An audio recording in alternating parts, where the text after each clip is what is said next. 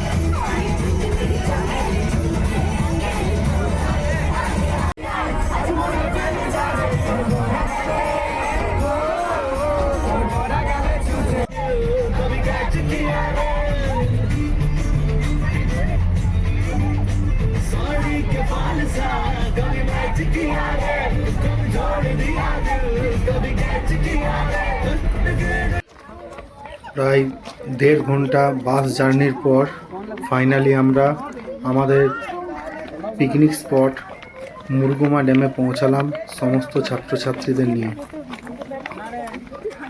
এরপর স্পটের সন্ধানে আমরা হেঁটে হেঁটে পাড়ি দিচ্ছি।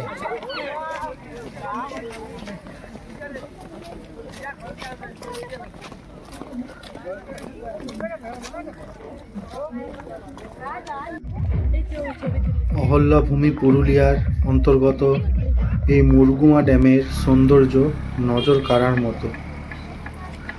এখন আমাদের ব্রেকফাস্টের ব্যবস্থা চলছে।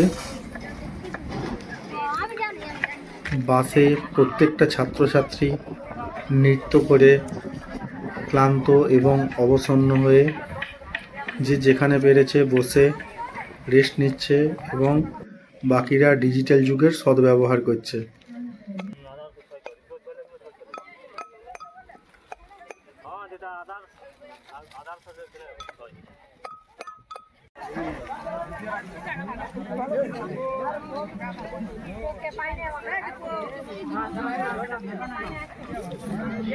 ফাইনালি ব্রেকফাস্টের ব্যবস্থা হয়ে গেছে, সবাই আমরা খাওয়া দাওয়া করে নিলাম।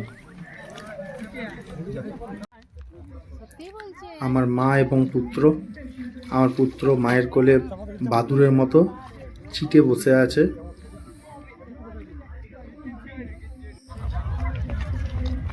প্রত্যেকে এবারে প্রস্তুতি নিয়ে ঘুরতে বেরোচ্ছে।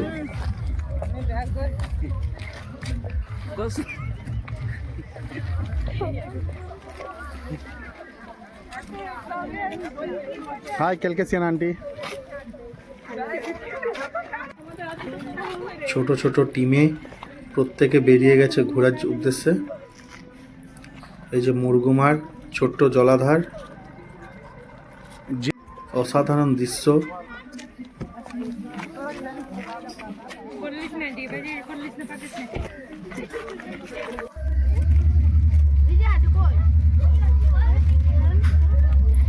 ঘোরাঘুরি করে এই টিমটা ক্লান্ত এবং অবসন্ন হয়ে বসে গেছে। এরপর লাঞ্চের সময় হয়ে গেছে, প্রত্যেকে খেতে বসেছে।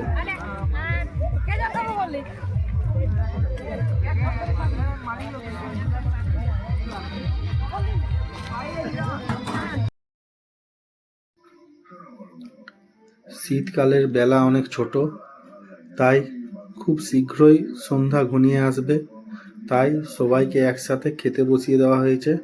খাওয়া দাওয়া হয়ে গেলে আমরা তাড়াতাড়ি প্যাকিং করে বাসে চেপে যাব, কারণ 1.5 ঘন্টার যাত্রাপথ, আমাদের কিন্তু সন্ধ্যার আগে বাড়ি ফিরতেই হবে।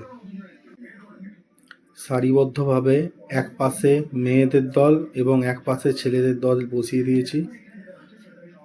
আমাদের কোচিংয়ের প্রত্যেক শিক্ষক শিক্ষিকা সার্ভ করছে।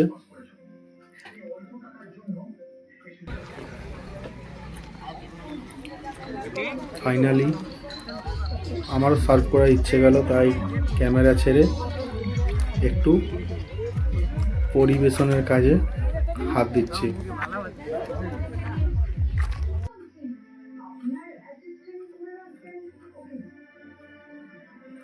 পরিবেশনটা উপলক্ষ মাত্র, মুখ্য উদ্দেশ্য হলো ক্যামেরার ফ্রেমে আসা, তাই চাটনি দিচ্ছি।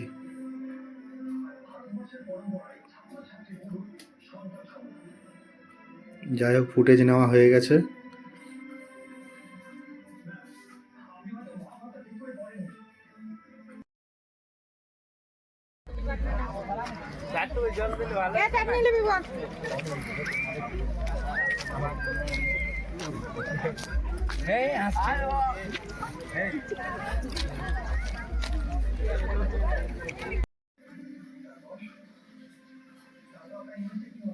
খুব সুন্দর একটি বন্ধুত্বের উপস্থাপন এখানে ক্যামেরায় ধরা পড়েছে।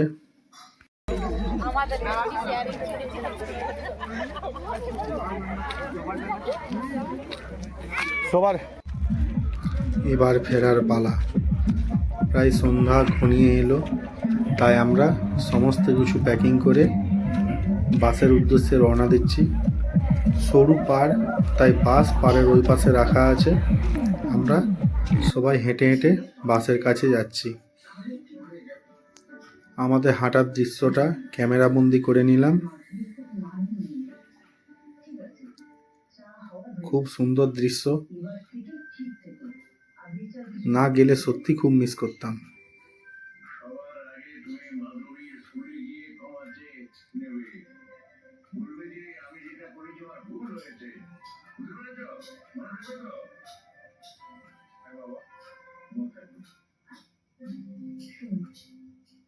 মাধবীর কাছে ক্ষমা চেয়েছো।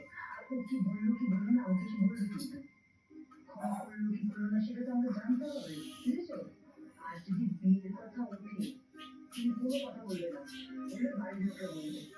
আরে তুমি কি বলতে কি বলে আসবে কে জানি।